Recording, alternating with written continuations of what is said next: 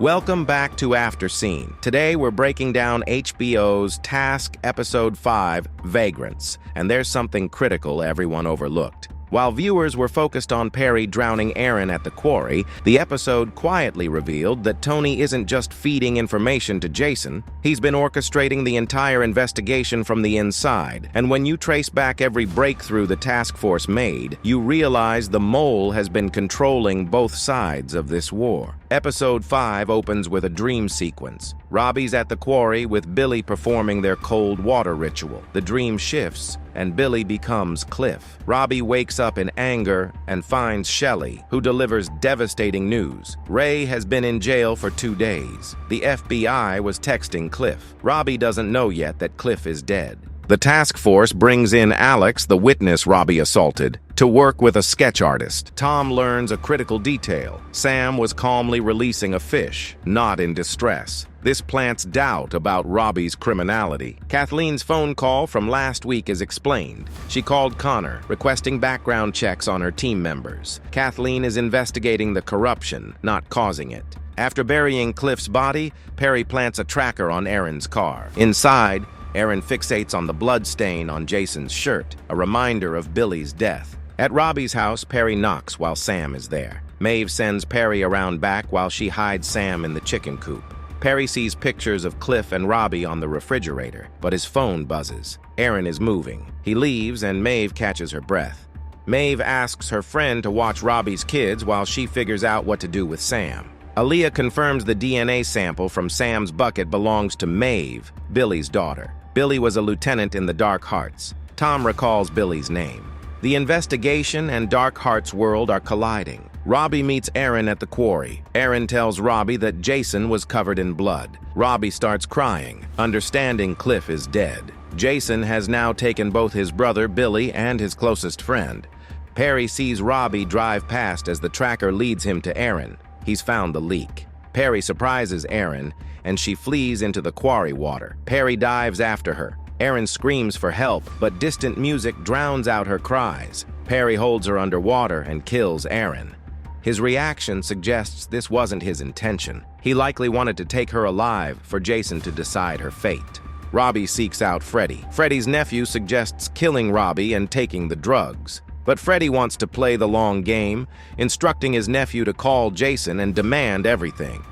Tom and Tony exchange updates. Once the call ends, Tony meets someone under a bridge. It's Jayson. Tony is the mole. Tony took Ray's phone from evidence and gave it to Jayson. Tony is upset the drugs are missing, but confirms Sam is alive. Jayson takes a call from Freddie about Robbie. Tony receives a text from Lizzie, maintaining his facade. Tony warns Jayson to stay away from Robbie to avoid the FBI and losing the drugs. Robbie's back home. Tony calls Tom, trying to stop him from engaging, but Tom approaches Robbie anyway. Tom introduces himself, claiming he's investigating Billy's case. Robbie grabs his gun. Tom stalls for time. Just as Tom gets the text identifying Robbie, Robbie puts a gun to his head. The car becomes a confessional. Robbie explains his motivation. We learn about Tom's history with Susan and Robbie's relationship with Faith. I never once felt God in my life. I think people want to believe there's more than this. Because if this is really all there is, then that's too depressing for some people. I'm Team Susan. I never once felt God in my life. And I think people want to believe there's more than this, because if this is really all there is, then that's too fucking depressing for some people.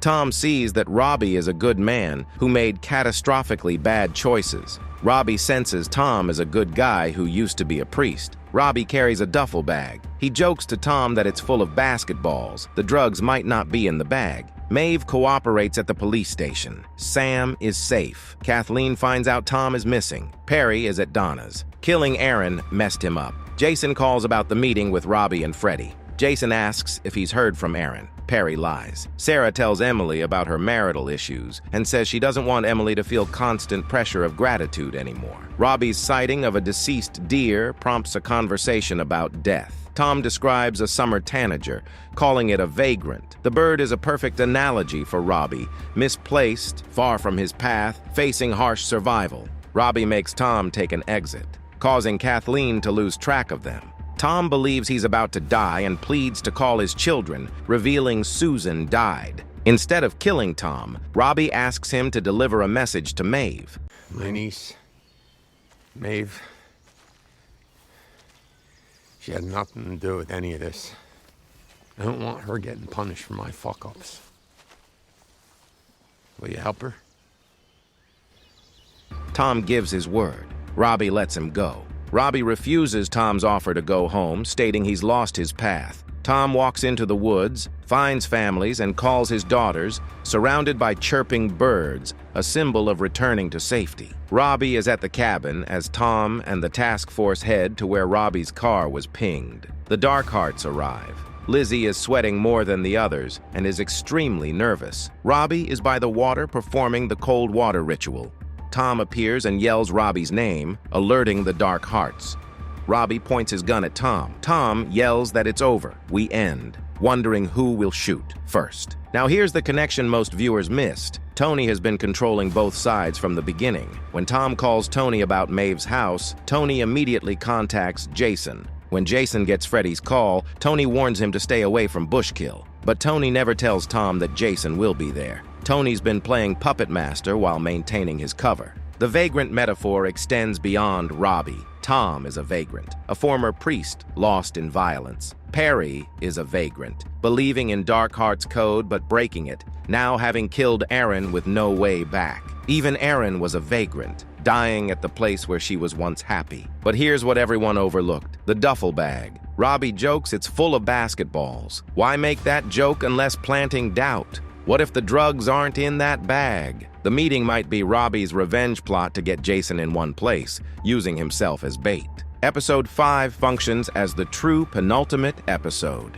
Tony's revelation as the mole feels earned. The show gave us doubt about Kathleen while keeping Tony present, but not suspicious. Robbie's isolation is complete. Cliff is dead. Eryn is dead. Maeve has turned in Sam. But his moral clarity has never been sharper. He let Tom go, protected Maeve, and accepted his fate.